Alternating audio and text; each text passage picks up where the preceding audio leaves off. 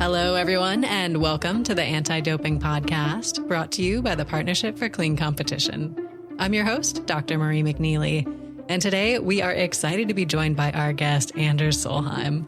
Listeners, Anders is CEO of Anti-Doping Norway, and he was recently elected chair of the board of the Institute of National Anti-Doping Organizations, or iNADO. And today we are going to talk more about Anders' career, the great work that he and his colleagues are doing there at Anti-Doping Norway, and more. So, Anders, welcome to the show today. How are you? Thank you very much. I'm fine, and I'm ready to answer all your difficult questions.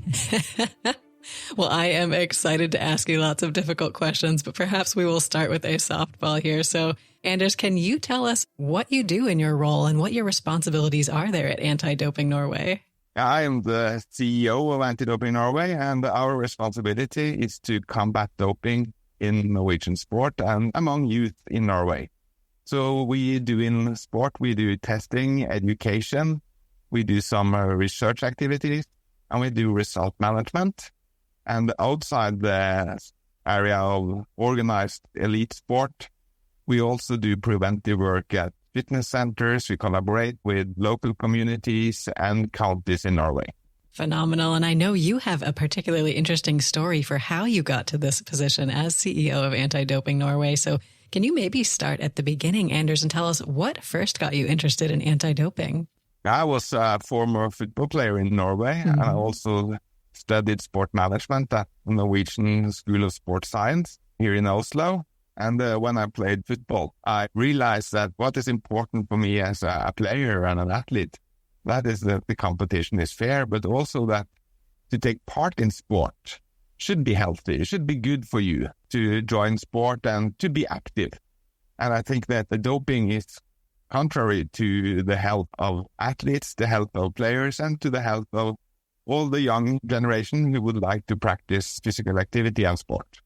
Definitely. And I know you spent some time coaching as well. So can you talk about these different steps you took on your career path to get to this position there at Anti-Doping Norway? Yeah, when I was a player, I was a part of founding the Norwegian Player Union. So then I learned about establishing an organization and being part of setting up a player union in Norway, which I think was crucial for the rights of the players and that they are seen as an important stakeholder in sport. And when I couldn't play anymore, I was football coach for a couple of years. And then I started to work for the Ministry of Culture, the sport policy department in the Norwegian Ministry of Culture. And then I was given responsibility for anti-doping. And that was what brought me into anti-doping. This was back in 1998, and in the beginning of the World Anti-Doping Agency. It was a conference in Lausanne in February 1999. And the first big meeting I took part in was in Sydney in November 1999, where the governments agreed on how they can contribute to the establishment and know the operation and running of the World Anti-Doping Agency. Absolutely. And I think it's really cool that you're entering your work in Anti-Doping Norway with experience from a lot of different perspectives. You've been an athlete, you've been a coach, you've been kind of involved in the policy side of things. And you've been CEO of Anti-Doping Norway since it was established back in 2003, which is now more than 20 years ago. Hard to believe. But can you talk about just the overall anti-doping landscape in Norway? When we started back in 2003, when Anti-Doping Norway was established, the reasoning for establishing Anti-Doping Norway was to make sure that it was no fox guarding the hen house, that kind of the expression, to avoid a conflict of interest. So Anti-Doping Norway was then established as a separate foundation, independent of the Norwegian sport movement and independent of the government. That was the basis for establishing Anti-Doping Norway. But I also felt that it was important to know what happens to your body if you are using doping substances. If you're using anabolic steroids, what will happen to you then from a physical perspective or a social perspective? I think that was important knowledge also to bring outside of the sport field, to bring to the young generation doing physical activity. So therefore, we started with establishing a collaboration with fitness centers in Norway. And currently we have a contract with more than 600 fitness centers. So this originally started, I think, already back in the 1990s. but quite sporadically in the beginning. So from 2003, 2004, we built a program for the fitness center and we asked them to contribute. So they are contributing with a small fee to take part in the program, but that also gives them involvement. So they are the one who has to be responsible to make sure that their own training culture is healthy and free from doping. That was kind of the background for the health involvement from an anti-doping perspective. We also asked ourselves, how can we find EPO in endurance sports if we only at that time test them for urine? And that was kind of the beginning for us to establish a biological passport with indirect parameters in blood to get some kind of idea of what is going on when it comes to doping and endurance sport. Absolutely. And I think we've made tremendous strides over the years. Another thing that I'd like to touch on in your background is your engagement with the athletes' rights movement. So you've been working in this area of anti-doping in sport as well as public health, but you also spent time as chair of the monitoring group there in Europe to really work towards fair treatment for athletes. Can you comment on this aspect of your background? Yeah, I guess that's coming from my former football career. Everyone is talking about fair play. And then I think it's crucial also to have fair procedures for athletes. And anti-doping in Europe is mainly funded by governments, and it is also a European anti-doping convention hosted by the Council of Europe. And Council of Europe as an institution was established just after the Second World War, and it was based on democracy, rule of law, and human rights. And they have their own human rights convention, and they have their own Court of Human Rights. And if you go and read the Human Rights Convention, there was also, of course, the basis here is the freedom of association and the freedom for sport to do autonomously of the state. But you also have privacy rules and you have the fair trial procedures. And when I was elected as chair of the monitoring group, which is kind of monitoring the implementation of the Anti-Doping Convention in Europe, I asked, what about the Article 6, the right to fair trial? How is that taken care of in sport? Is that objective investigation, the independence of the hearing and the appeal panel, the access to documents, the access to legal aid, the right to have someone to represent you, to support you, all those kind of questions related to the result management process. So what we started then was to establish some guidelines for the hearing and appeal process. And it was adopted by the monitoring group, but that also was brought to the attention of the Council of Europe as an institution. And they then said that we would like to bring this forward to the Committee of Ministers, which is the highest political body within Council of Europe. We sat together with the sport movement, WADA, and other key stakeholders in anti-doping, and we were able to establish a document which is called Fair Proceedings for Anti-Doping in Sport, and it was adopted by the Committee of Ministers in April 2022.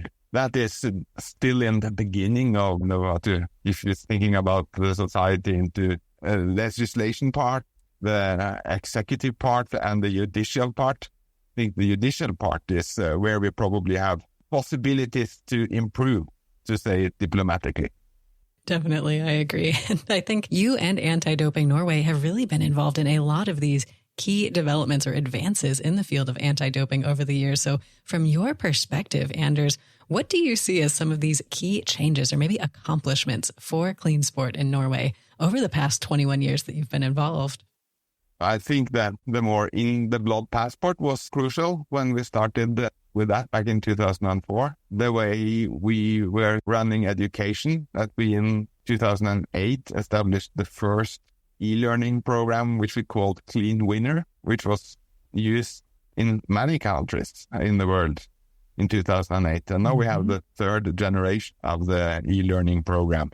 And it has been much shorter and more attractive to use, I think, since 2008. But that has been important, that we established a program to visit counties, collaborate with counties, to visit schools, to train people who are meeting young people who are in the risk of misusing anabolic steroids, stimulants, so on, I think has been an important step forward to get the community involved, not just anti-doping, because I think that if we are going to fight doping or to be successful in achieving a clean sport, we need to involve people in our work. You can't just rely on the National Anti-Doping Organization or an anti-doping organization. This has to come from the inside of those who participate in sport and do physical activity. So that, I think, is part of it. And the other part has, of course, been an investigation, to be able to run investigations ourselves, to have that capacity, to have a whistleblower channels, to have anti-doping hotline where people can call and say that I'm concerned my brother is misusing, I'm suspecting that he's misusing some tablets and I see some side effects. What do you think I can do? It might not be the brother. It might be the person who's calling who is afraid of what's going on with his or her own body. Right. So I think that has been crucial for the development of anti-doping in Norway. Phenomenal. And I understand that your efforts go beyond Norway even. You've also played a role in helping develop anti-doping programs internationally. So can you tell us more about these efforts? I think that because a number of athletes, I guess, in several countries have said that, yeah, it's okay to have strict anti-doping regulations, but they can't only be applied to us. This must be an international system. Especially back in early days of WADA and the 1990s, that was more or less always the comment we got. That it's good that it should be healthy, it's good that it should be fair, but make sure that it's not only strict in a few countries. So then we started to work with other continents. We worked with South Africa. Then we started to work with the Chinese Anti-Doping Agency, which is its no call. At that time, I think it was the Chinese Olympic Committee Anti-Doping Commission. Then we realized that we can't, and we started to work with Kenya and took part in the establishment of building up the Anti-Doping Agency of Kenya. And we have been supporting Turkey. Now we are working with Georgia. And we also realized that we have to learn too. We cannot be just the teachers. We have to get input how we can develop our own program. So then we established contact with both the U.S. Anti-Doping Agency and French Anti-Doping Agency, which had a bit partly another approach to anti-doping than what we had. And so we could learn also from them the legislation in France, for example. I know they have also been creating some challenges for them during the years, but the way of thinking, I think, was important for us. And also the kind of the science approach that you have in Partnership for Clean Competition that USADA has with their science symposium, I think was important for us to learn how we can strengthen our program through contact with you. And I know that you also are supporting some Norwegian scientists in this field, which we appreciate very much.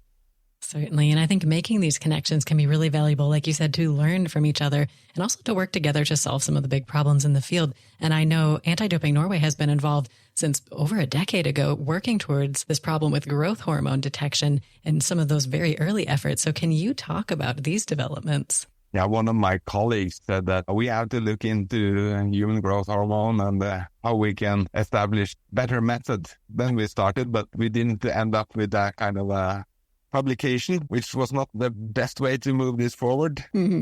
But it shows that at least we have the will to also to look into what kind of samples do we need to take, what kind of analysis can we take. I remember they discussed P3NP and IGF-1, the parameters, I think, at that time, to look into how to detect human growth hormone. We are still would like to be innovative. So last year we established a collaboration with sporting goods brand in Norway, who has a number of shops around Norway selling skis, other kind of sporting goods.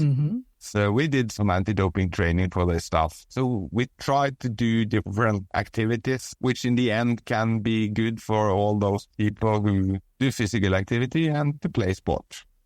Definitely. I think innovation and collaboration as well that you mentioned are both integral to advancing the field of anti-doping. And we mentioned in our introduction that you were recently named chair of the board of iNADO, and I'd love to talk about iNADO as well. So, Anders, you were actually one of the founding members of the Institute of National Anti-Doping Organization. So can you tell us more about how the organization was first formed and how it evolved into the organization it is today? I think the first time we put together an organization for national anti-doping organizations was back in the 2005-6, around that time. We did a number of testing. A number of NADOs did testing for WADA at that time through a consortium. And when WADA didn't want to outsource this testing program anymore, we said that how can we then contribute? And one of the things we did, we said that we would like to use the resources we have to establish organization for national anti-doping organization. And that was the first iNADO.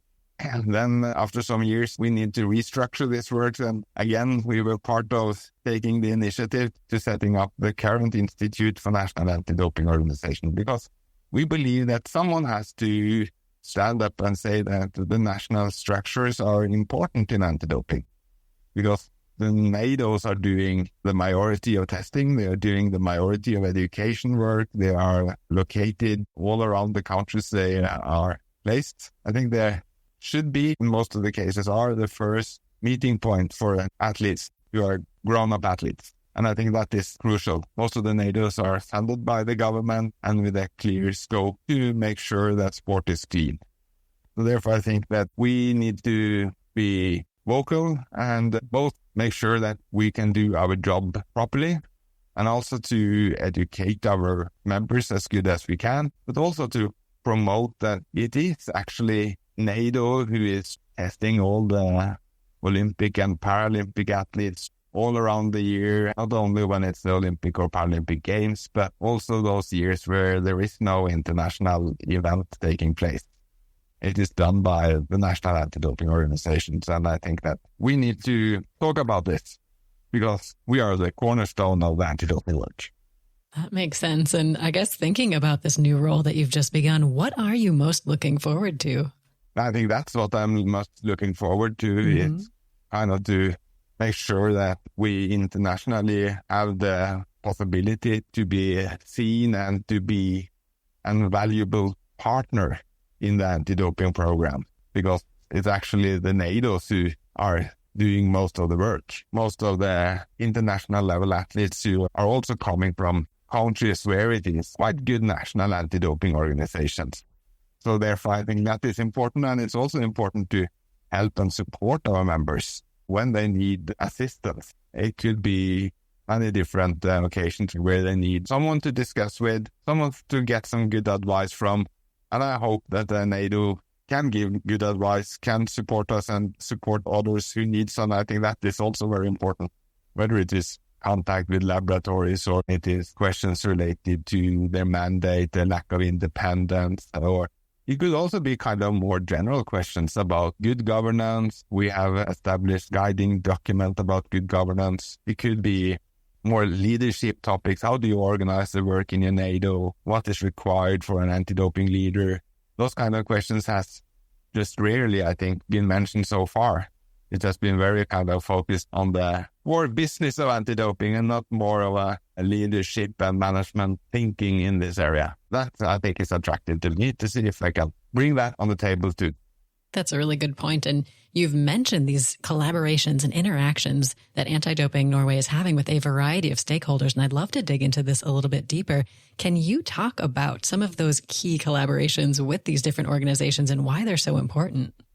Yeah, with the athlete, I think it's very important, because if the athlete doesn't care, then I think it's very difficult to run an anti-doping program. Mm-hmm. Because why are we going to work? Why are we here? My answer to that question is, I think it's important to ask the question too, but my answer is we are here to give every athlete a possibility to win without health risks and to be successful and to be a good role model for others. And that means that you have to compete without cheating.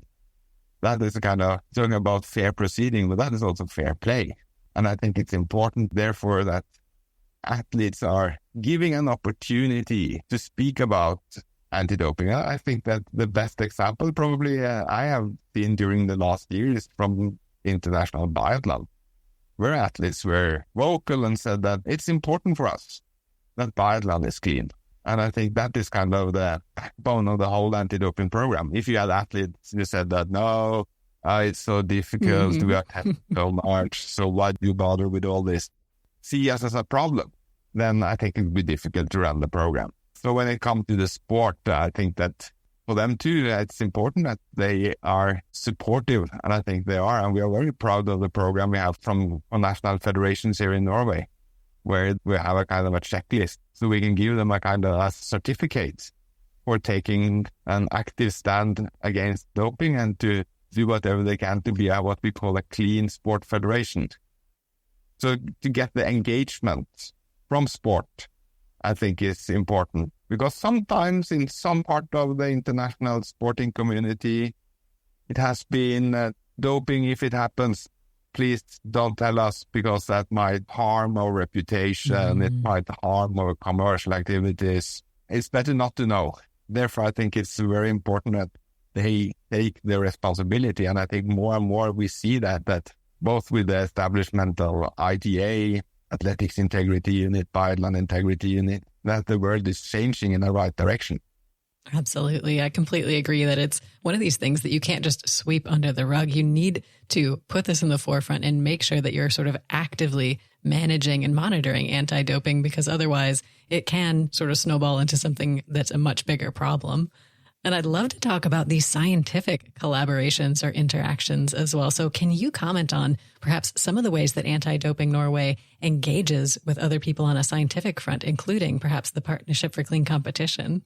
Yeah, we have a close collaboration with Norwegian Doping Control Laboratory and the Norwegian School of Sports Science here in Oslo. I know that PCC is providing support for one of their programs, which I think is great, and a great way to support science regardless of nationality, regardless of countries. And we'll just say that we are excited to see that Partnership for Clean Competition is taking such an active role in developing new knowledge in the field of anti-doping.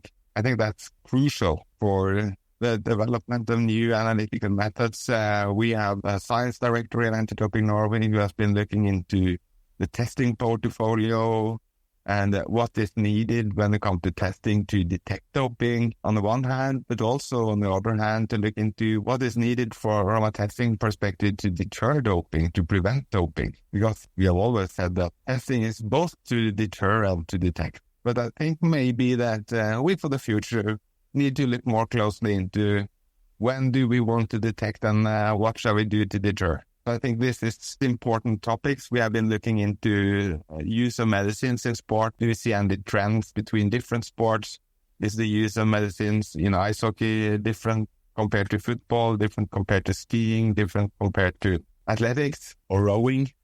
So I think to learn more about what kind of trends when it comes to use of medicines, food supplements, is within the different sporting portfolio.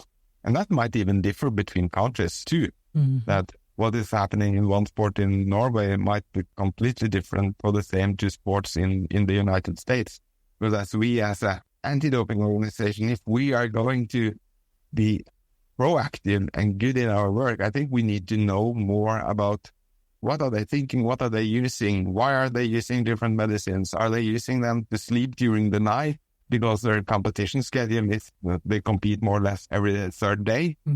Or is it injuries? Are they using kind of performance-enhancing substances, which is not on the doping list, and then say that, no, it's not doping, so it's okay?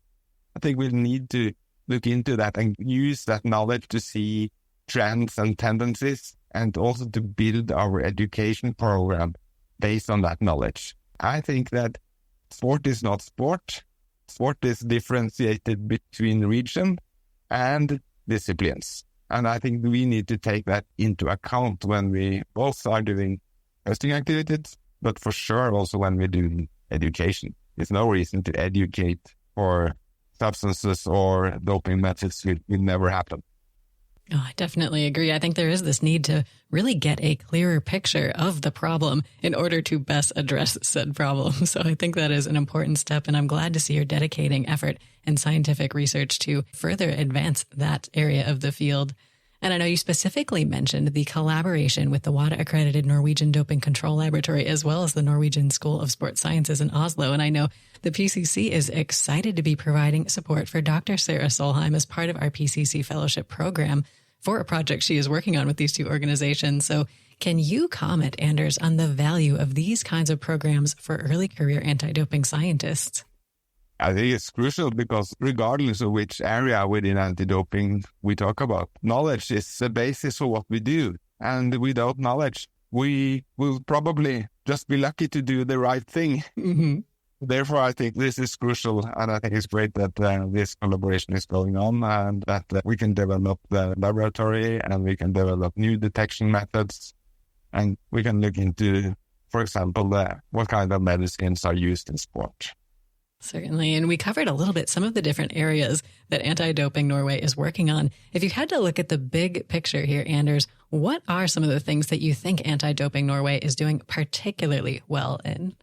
The fitness program, I think we should be proud of. I think we should be proud of the education, the e-learning programs, how we have developed that, how we are able to activate other people to take a clear stand against doping, whether it is local communities, counties, sport clubs, athletes, sport federations. I think that's crucial and maybe the most important part, that we can be innovative and get also those in the sports goods industry involved in anti-doping. It's a huge business, and if we can get them on the same team as us, I think that would be a great partnership for the anti-doping work. Similar with the pharmacists, and that they can provide the correct medicines to those who are entering the pharmacy and not to give them products which contain doping substances. Mm-hmm. I think is also a kind of a good example of activities we are working on and which I think is important and which could help people to not unintentionally end up in a doping case.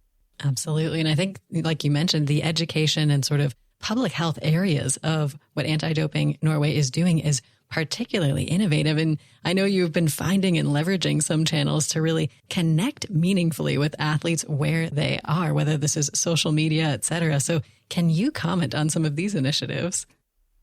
That is, of course, a challenge, especially because it is changing a lot how people communicate. Mm-hmm. And during the COVID period, too, I think the communication channel has changed. And what we have done now recently is to have a collaboration with a TikTok influencer, which we believe has good values, is attractive for those who do physical activity, those who do fitness activity, those who take part in sport.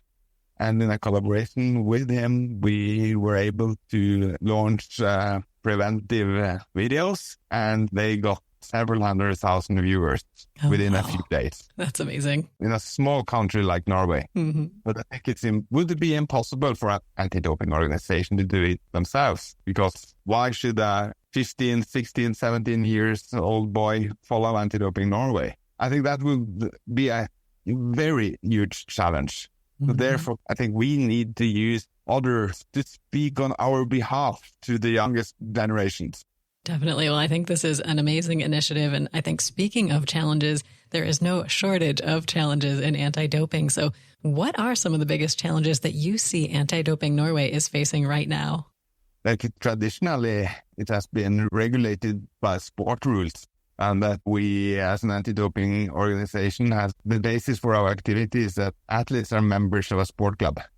And it's the rules of the Confederation of Sport Clubs who is the basis for the anti-doping rules and regulations. Mm. And I think we need more public legislation like the Rodchenko Act in the US. So we have a much stronger and better legal basis for handling with personal data, sharing information with the police and customs, and so on. And I think that's absolutely crucial for the future of anti-doping, because the society is more and more regulated and people will ask, oh, what is your legal basis for doing this?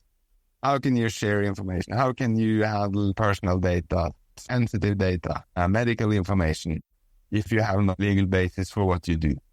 So therefore, I think that is probably the most important topic for the future, that we get a legal platform established by the parliament and not only by the sport organization, because the sport organization is not able to give us that authority we need to combat doping effectively in the future.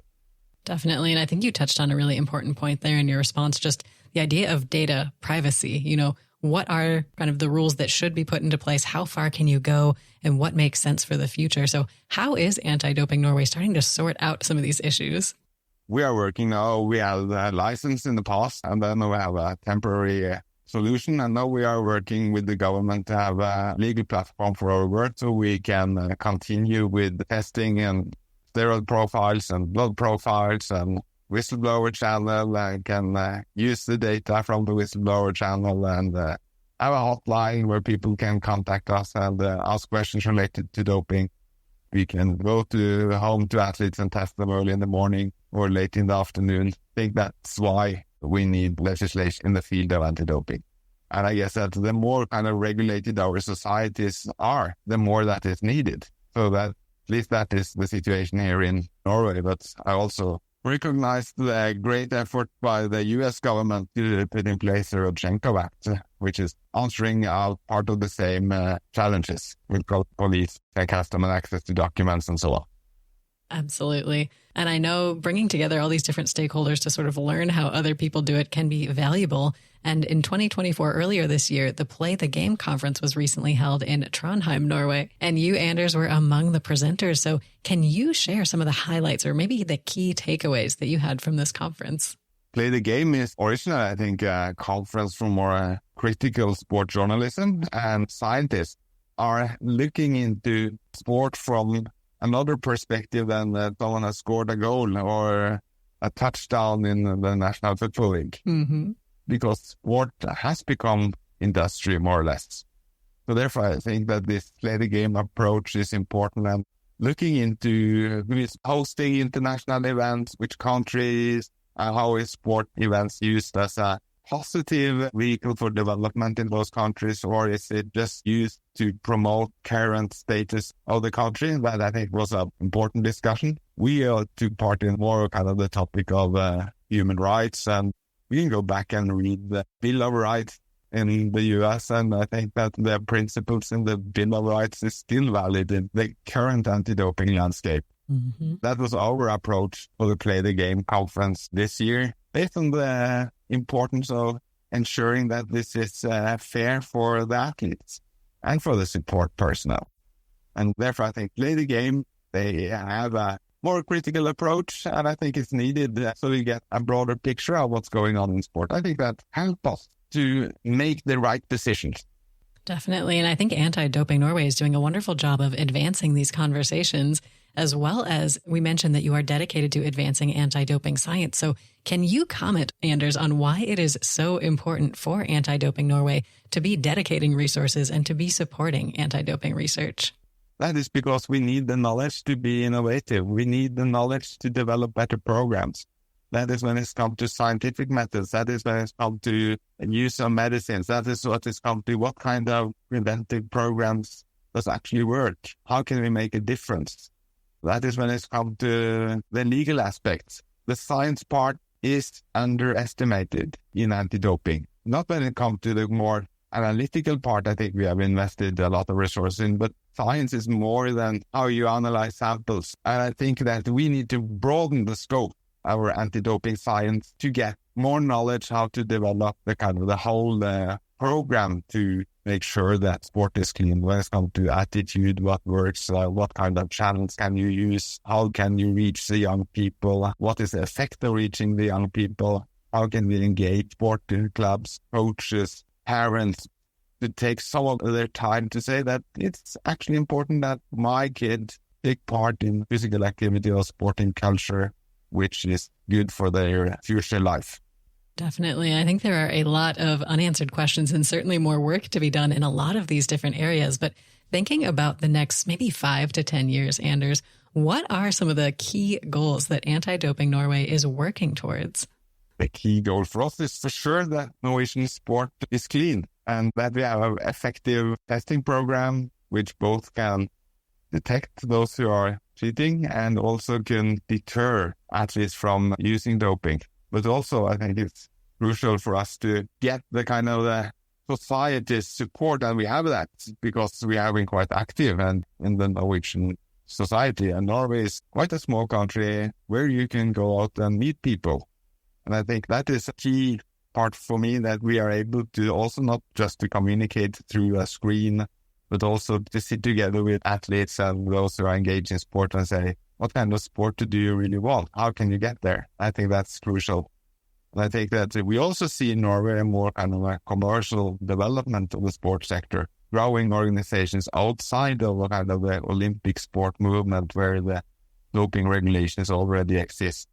I think that will be a challenge internationally. That will be a challenge in Norway, that how is actually sport regulated, and that we don't kind of start up with doping circus, I would say. Mm-hmm. That I think is a challenge for the coming years. That sport is also changing.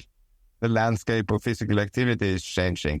The communication channels, we already spoke about TikTok and so on.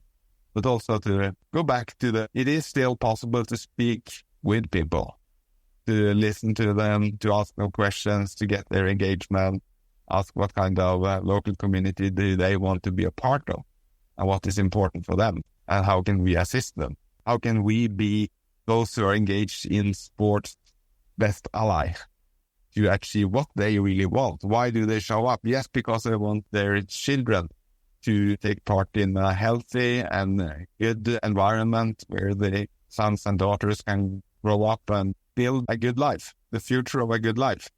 And then I think it's important that we don't just see sport as entertainment or sport as a mechanism for a fit body, but physical activity and sport is something more. We need to bring those values forward. Certainly. And I think these in-person connections can be really powerful in communicating and reinforcing those values. And I know resources, time, personnel, and a lot of other factors can sometimes limit the progress you can make in all of these different areas. So, Anders, if you had all of the resources and anything you could dream up, is there one problem in anti-doping science that you would most want to solve?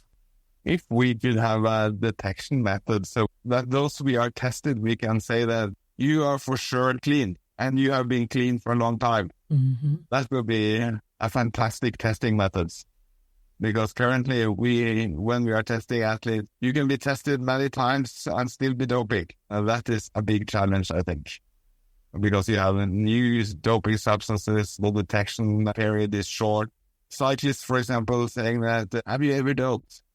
I have been tested so many times that I've always tested negative. So that was not the question. Mm-hmm. So a testing method which could detect those who are doping regardless of when they doped during the last 5 years, that would be great. I think that's a really important point there, just that a lot of these anti-doping approaches are just providing this short-term sort of snapshot, and that is definitely a limitation that we need to work towards solving. And I know we covered a lot of ground today, Anders. If our listeners would like to learn more about you and the work going on there at Anti-Doping Norway, what is the best way for them to do so? I think that listen to the podcast. Probably they have already done that when we are at this stage. Follow us on social media. Follow us on what's going on the webpage. I think it's probably the easiest way for people to stay connected to Anti-Doping Norway. And we will do our best to publish what we are doing also in English. It is possible for an international audience to follow us and see what we are doing. Perfect. Well, listeners, definitely check out their website, Anti-Doping Norway, and follow them on social media. And Anders, thank you so much for your time today. It's been a pleasure to chat with you. Thank you very much for inviting me, and thank you very much to all of you who has been listening to what's going on in Norway. Thank you. Wonderful. Well, thanks again, Anders, and listeners. It has been wonderful to have you here with us as well today. If you haven't already, it would mean so much to us if you could take a moment to rate our podcast and leave a review on your favorite podcast platform. And listeners, please note that the Anti-Doping Podcast features a wide variety of clean sport experts, and episodes may include statements and/or viewpoints that do not necessarily reflect the views or values of the PCC. Thank you, and we look forward to seeing you on the next episode of the Anti-Doping Podcast.